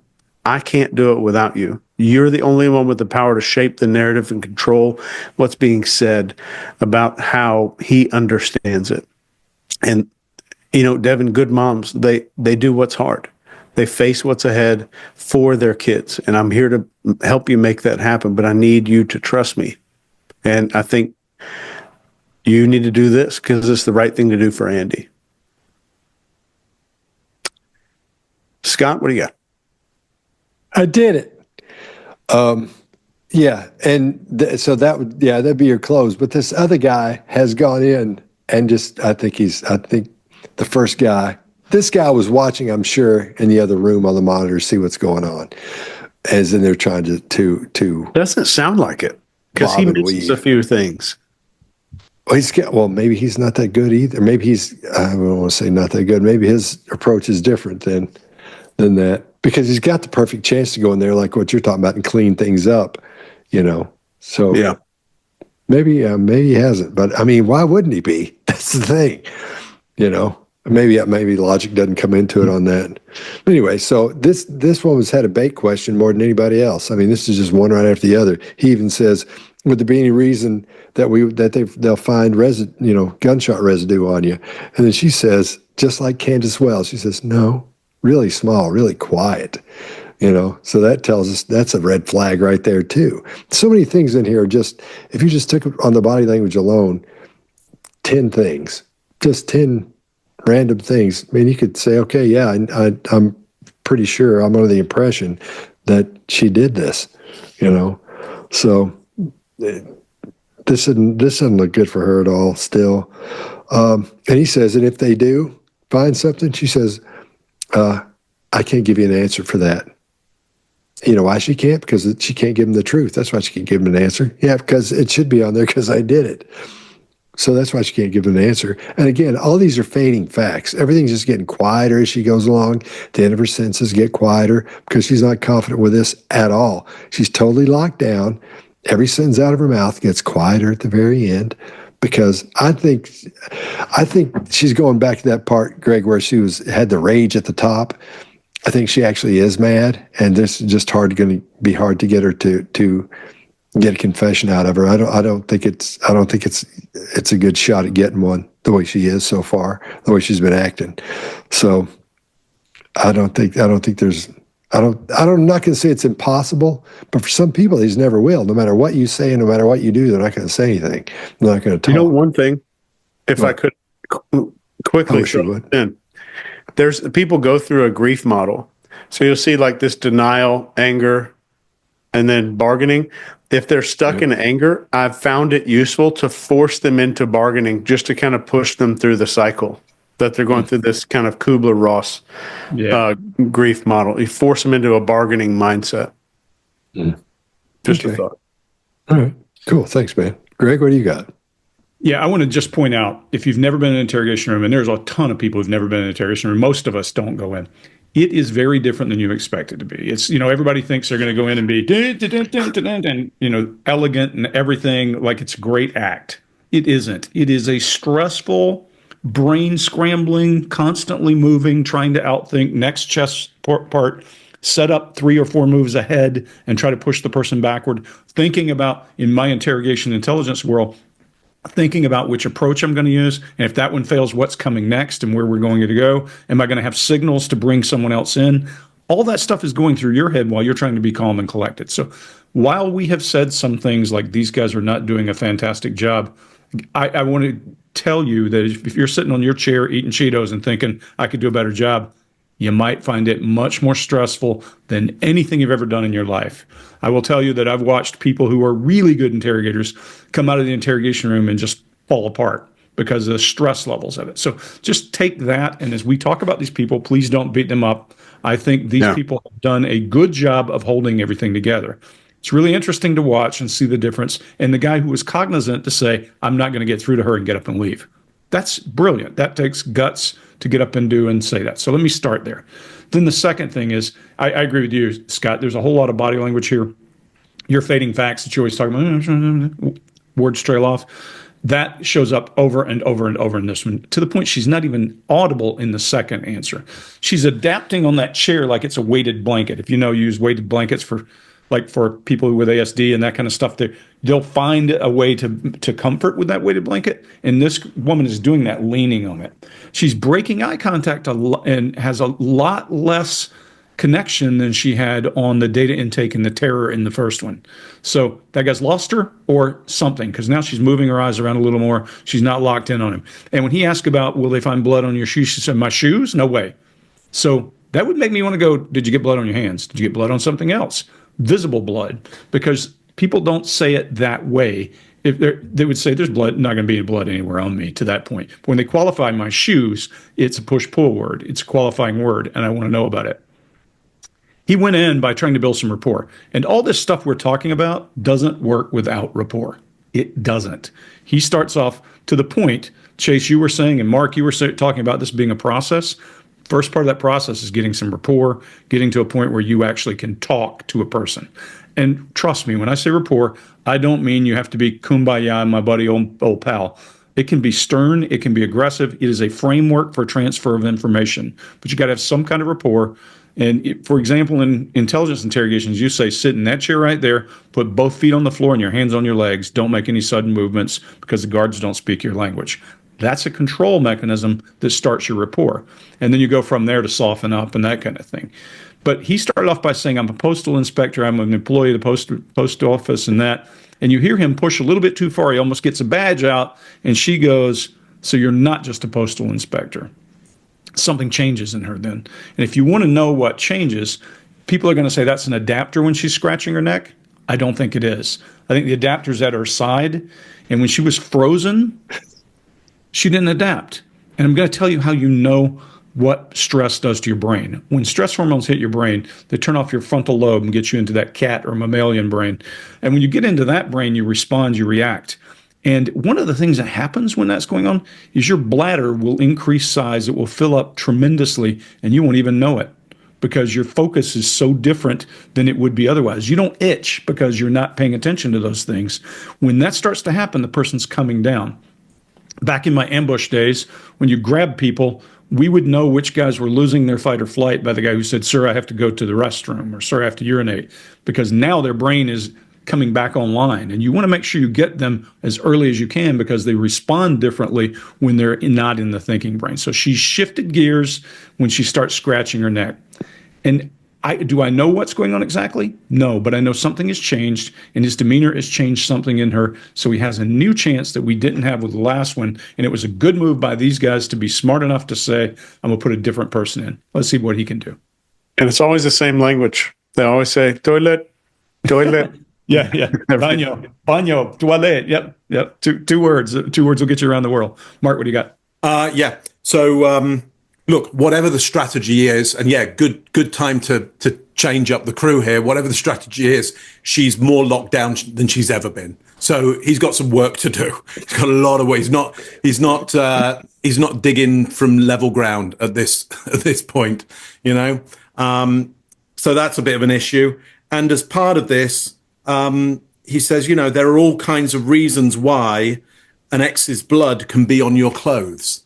So I'm not quite sure why he's giving her alibis or potential alibis, because I would go, yeah, there absolutely are. So I'll be seeing you. You know, there's all kind. Now, of course, he might be trying to get, false information from her so that he can then that he could then deliver, look, you know, here's the reality of it. But I don't think that's the case. I think once again, it's a little bit at sea why they've brought in this other character from another department, essentially. I mean, my and this is just a guess, is that the murder of a post worker being shot is probably something very federal in its offense. And so therefore this person, I'm just making this up, may have jurisdiction over this. This may be senior in this situation. That's all I can all I can imagine, because it's a little bit higgledy-piggledy, isn't it? You know, suddenly I'm from a whole different department. Here, I'll show you I won't show you my badge. Oh, by the way, there's a whole bunch of reasons why there'd be blood on your shoes. Let's count the reasons. Yeah, you know, there's all kinds of, the DNA from the ex could make its way through the child onto clothes. Yeah, of course that can happen. Let's have a look at another. Well, hang on a second. I think the reason the change for her, one of the reasons is because of those personality changes. And the first guy that came in, man, we love that guy. I mean, when you first meet, you're like, what's up, man? And this guy comes in, he's fairly serious, you know, and gets right down to it. So I think it's that difference in personality you're dealing with there. Well, and sometimes you're not going to get a confession. Let's just face it. I mean, we all talk about it being magical, and it is magical for how it works. But sometimes you're just not going to get a confession. Well, to your point, Greg, of how difficult this is, you know, if anybody is sitting there with their Cheetos, number one, enjoy your Cheetos. They're a fantastic snack. I mean, number one, You should get paid. you know, good on you. I love a bag of Cheetos as much as anybody else.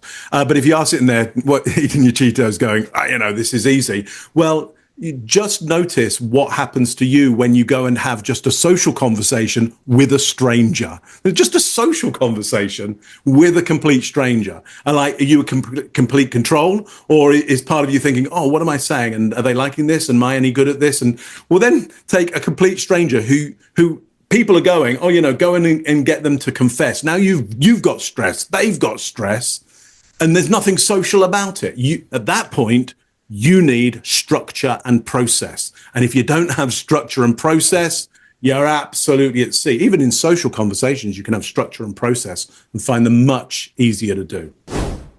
So, among some other things. So, they're going to have to take, at some point, your clothes and take a look at it to make sure we're tracking right.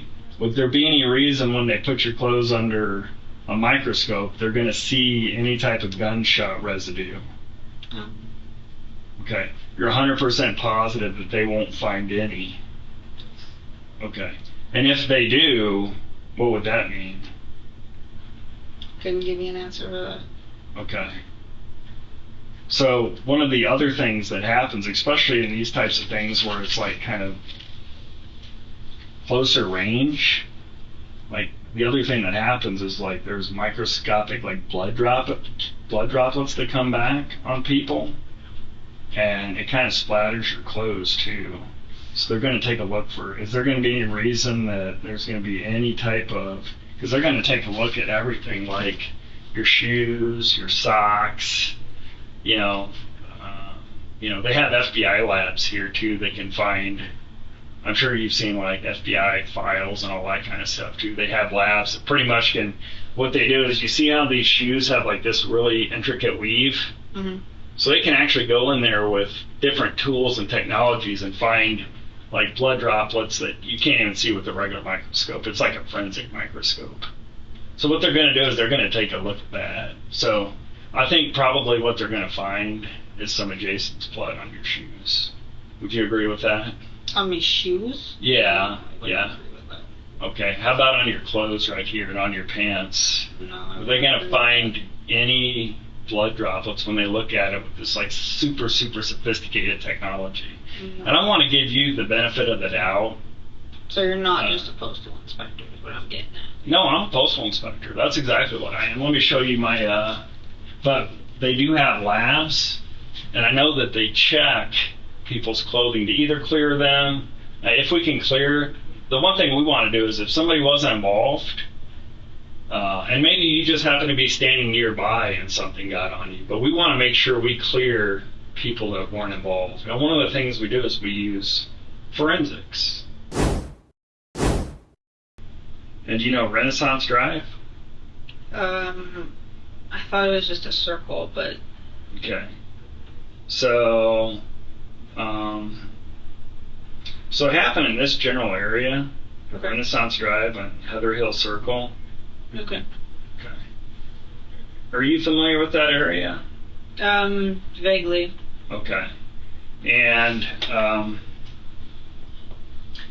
one of the things I really need to ask you about, and I know you're probably nervous, and this is a stressful thing, but one of the things that we went out and did today, or the police department did, and they had a lot of help, is they pulled surveillance video from a lot of different locations in the area. Yes. They actually captured what happened on one of the surveillance videos. That's what the detective said. Okay. Yes. They also captured the vehicle that was involved on the surveillance footage. And they captured the license plate. Yeah. And it was your vehicle that was over there. That's what the officer said. Yeah. So I need to find out, honestly, what happened today. But that is also what the officer said. Okay. But I need you to tell me, there's a big difference between something, and I'm sure you probably don't have a criminal history. I haven't even looked. No, I do not. But most of the people I deal with are people that have been arrested like 20, 25 times. They're out committing robberies of postal carriers. They're out doing lots of different things, okay? I don't think that's you. You know, these other people are people that, you know, all they do is live a life of crime. They're out planning crimes all day long, all night long, because they have a drug addiction. And that's primarily what drives them, okay? You do not look like the type of person that does drugs, am I correct? No, I never have. Never have done drugs or anything like that. So you do not seem like the type of person to me. And again, I just met you, and I just got on this, but you don't seem like a cold-blooded killer that's out been planning something for years, and that this was your perfect opportunity. To me, based on what I've heard and from talking to you, this is something where something just snapped. You know what I'm saying? It wasn't something out here. Me? Just hold on. Where you were thinking about doing something like this for a long period of time. You weren't planning. I mean, it happened in the middle of the day. This isn't something that happened late at night. This is something that happened in the middle of the day. So you know what almost every house has these days? They have cameras. They have Ring cameras. Right. So we had your car over there. You already told me you're the only person that drives that vehicle. I also told you I was at work, and nobody seems to believe that either. So No, we understand that you were at work for part of the time. I believe that. I didn't say that either. Say what? I didn't say part of the time. I said I was at work all of the time. Okay. All right, I'll go first on this one. For his clothes, he goes right down the Reed Road, man. I mean, he just toddles right down that thing. Nothing wrong with that, but that's what's going on. It's so obvious what's happening. And he compares these horrible, nasty criminals to her, you know, which is one thing you want to do. You want to say, hey, you know, these guys are horrible. This isn't you. You're a sweet little thing or whatever you're going to do. You want to make that comparison. So they, like Chase just covered all that to make them feel better about themselves. So I don't think either one of these guys can get in there with her. I don't think it was going to happen at all. Nobody can get squished in there and finally get it out of her. I don't think she has it in her to give it up, a confession. So I think they gave it a good run, but just couldn't pull it off. And like you were saying, Greg, that happens, man. Sometimes you just don't get it. You don't get one. So earlier I was going to go on about Reed, how you can use it, you know, in all the different ways I talked about earlier. So mine's going to be real short there. Mark, what do you got? Yeah. Listen, even the something just snapped move doesn't break her. And, you know, I've seen that in so many shows, and they always break on that, and it doesn't break her. I saw it actually in Netflix. There's a Netflix series on recently set in a courtroom, and the lawyer does that, and you just snapped. And the guy, like, yeah, I just snapped, and you know, and confesses in front of everybody. You can't handle the truth. We saw it we've got it in another episode. Somebody does that, and it's a great drama because it's used in dramas so that you either force somebody to admit their snap, or they go, no, I didn't snap. I did it because of this, and this. It's used in the why done it. Not the who done it. You know who's done it. You want to know why they did it. And this you just snapped element is that's the moment where they confess as to why they did it, not that they did it. Anyway, not even that from all the greatest films works on her. So, she's obviously just. Also, it's in unbreakable. isolation. It's in, yeah. So that trick works based on the 90 minutes worth of setup that you do for That's it. right. Prep. Right, Yep. right. Yep. Anyway, it's lovely to see that thrown in there. I mean, I'm just going to try it in just general social conversations just to see how well it works. Chase, what do you got on this one? Yeah, he's doing one thing that I do see in here is a textbook interruption of denials. So she starts talking and he has this thing, guarantee you, it's straight out of training. Like, start talking, say the person's name. I know that's important to you, and we're going to get to that. That kind of thing. But what he's doing here, Scott, you brought this up, it's called minimizing through contrast. So he's trying to minimize her actions by saying she's not out there doing robberies, which is why I don't think he knows what the previous interviewer accused her of. Even told her that she did the crime and called it a robbery, I think twice. This is an interrogation that could have gone, in my opinion, I'll just openly say my opinion. I'm sorry if it offends somebody. Could have gone a completely different way. He's trying to save it here with a disorganized kind of approach, but he's throwing out a bunch of these methods, and I would call it a Reed interrogation shotgun. It's just a giant spray of a bunch of Reed technique stuff, and it's not even Reed. This goes back to Hans Scharf, who's kind of like all modern interrogation is based off of this guy, Hans Scharf, who's the original German interrogator. We'll see what we got next. Greg? Yeah, I was just about to say, if you were to use, and all this is derivative to your point of Hans Scharf, and all Scharf was about was non-coercive interrogation. In today's Army, they teach 14 approaches. We whittled them down from some others, and then they're orchestrations of that. What this doesn't take into account, if all you know is the process, Mark, back to the point, is the art piece is missing.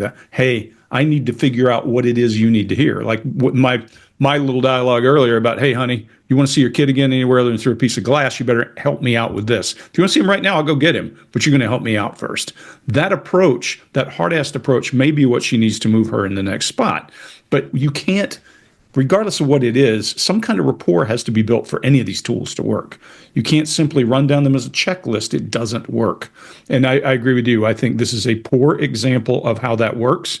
And whether it's because of the guy had a bad morning, she's not going to talk. There's all kinds of reasons that interrogations don't work. But there are a couple here to pay attention to. Your point, hold on. Hold on is not a word you use often in intelligence interrogation because you want them to talk. Say whatever you want because I'm going to wait until you drop a lead and I'm going to tear your guts out with it.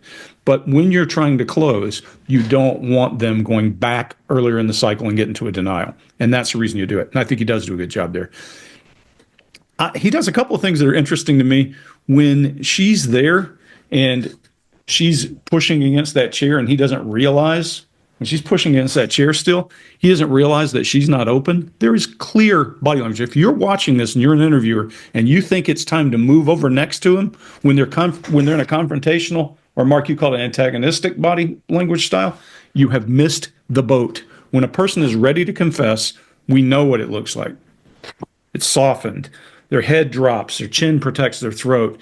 They usually are closed and then they open up. We know that's the time, and then you move in quietly and you don't need a reason. He finds a reason to move up next to her. When you get a real confession, you don't need a reason. You know. I can reach out and put my hand on your leg and say, it's okay. Things are going to be okay. Nobody else has to know about this but me. Of course, there's cameras and all that. We're back to lying to people with a straight face. But the whole point is all that body language matters. And for people that say that body language is snake oil, I constantly say to them, it's not what I care about. It is a tool in a bag that I use in interrogation, one of many, many tools. They include elicitation, include approaches, they include some of the read work. All these things have to go in orchestration to work. And this is a good example of why they all matter, not one or the other. You can't checklist your way out of an interrogation. And do you know Renaissance Drive? I thought it was just a circle, but okay. So it happened in this general area, okay. Renaissance Drive and Heather Hill Circle. Okay. Okay. Are you familiar with that area? Vaguely. Okay. And one of the things I really need to ask you about, and I know you're probably nervous, and this is a stressful thing, but one of the things that we went out and did today, or the police department did, and they had a lot of help, is they pulled surveillance video from a lot of different locations in the area. Yes. They actually captured what happened on one of the surveillance videos. That's what the detective said. Okay. Yes. They also captured the vehicle that was involved on the surveillance footage. And they captured the license plate. Yeah. And it was your vehicle that was over there. That's what the officer said. Yeah. So I need to find out, honestly, what happened today. But that is also what the officer said. Okay. But I need you to tell me, there's a big difference between something, and I'm sure you probably don't have a criminal history. I haven't even looked. No, I do not. But most of the people I deal with are people that have been arrested like 20, 25 times. They're out committing robberies of postal carriers. They're out doing lots of different things, okay? I don't think that's you. You know, these other people are people that, you know, all they do is live a life of crime. They're out planning crimes all day long, all night long, because they have a drug addiction. And that's primarily what drives them, okay? You do not look like the type of person that does drugs, am I correct? No, I never have. Never have done drugs or anything like that. So you do not seem like the type of person to me. And again, I just met you, and I just got on this, but you don't seem like a cold-blooded killer that's out been planning something for years, and that this was your perfect opportunity. To me, based on what I've heard and from talking to you, this is something where something just snapped. You know what I'm saying? It wasn't something out here. Me? Just hold on. Where you were thinking about doing something like this for a long period of time. You weren't planning. I mean, it happened in the middle of the day. This isn't something that happened late at night. This is something that happened in the middle of the day. So you know what almost every house has these days? They have cameras. They have Ring cameras. Right. So we had your car over there. You already told me you're the only person that drives that vehicle. I also told you I was at work, and nobody seems to believe that either. So No, we understand that you were at work for part of the time. I believe that. I didn't say that either. Say what? I didn't say part of the time. I said I was at work all of the time. Okay. All right. Well, we've watched these videos and we've all made decisions about what we've seen. And Mark, what have you seen? Yeah, look, just for me, another great lesson in if you want to get good at anything, study the structure, the architecture, the routines of it. Start with that. There's some clear parts of structure in here, but in the wrong order. All the right notes, but all in the wrong order at times. Chase. I realize that we're Monday morning quarterbacking on an interrogation.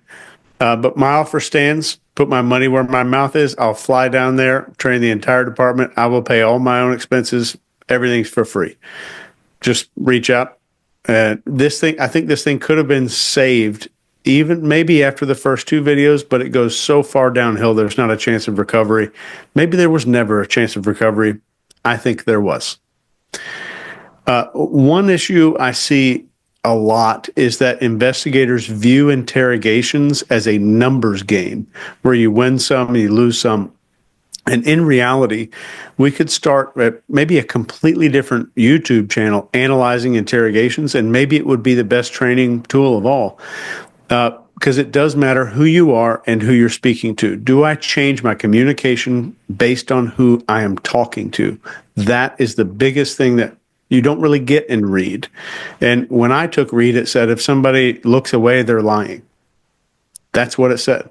So I took maybe a 70s version of it or something. But I hope that, I hope it was informative, entertaining, watching this video. And I hope all of us say a prayer for that little boy who did not choose this at all and has to kind of grow up in the shadow of this bullshit. Greg? Chase, the one thing that I always say to people about being an interrogator, if you don't have intellectual curiosity, you cannot be an interrogator. But by that, I mean you can't have certainty in your mind about how something's going to go and it work. You can't. It has to be a winding, meandering road. And a good interrogator, the reason we all like Columbo is because we see that meandering road. People that have a structure that is concentric circles to ask questions can be very effective too. But it is a lot harder road than a guy who is very malleable. I always say one of my units that I worked with when I was a reserve trainer, when I was teaching all the Army intelligence assets for the reserves, had 95% of them, was a unit that, and their motto was Semper Gumby, forever flexible. That's the most powerful thing an interrogator can be. And once we get projected in our head how it's going to go, it never, ever goes that way. This probably is not what they expected. I agree with you. They didn't get anything that they went in to get. In fact, she lawyered up right at the end of this, is why we didn't go any further. So it didn't work. It didn't work. It didn't work. You know what I say a lot? What's that? I say it's interrogation is all compass and no map. There's a good way to look at it. And I've said it's theater for one. You have to respond to that person and whatever they say and think. Yeah. It's chemistry. It's Jungian. You have to respond to how that person's psyche works. And sometimes you get in some really weird places when you're talking to a person. But the single most important asset in an interrogation is rapport. If you don't have it, everything else is out the window. Scott, what do you got? Yeah, I agree with you. I don't think they were going to. One last comment. She may be impossible to build rapport with. She may be impossible. That's my only point. Yep. Yeah, okay. That's going to feed into what I was getting ready to say. I don't think there's any way to get one out of her. I think when she went in there, no matter who went in, I don't think they could have gotten one. And I'm not the smartest guy in the world, but I don't think she's the smartest person in the world.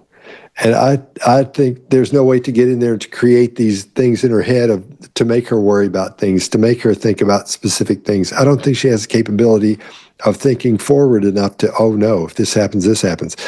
Because listen to her answers, listen to her words, listen to her sentence structure. That's not a smart person's, that's not a smart person, I don't think, that we're dealing with there. I think she would have defended herself in a different way. I want to say it that way, in other words. All right, fellas, I think this is another good one, and we'll see you next time.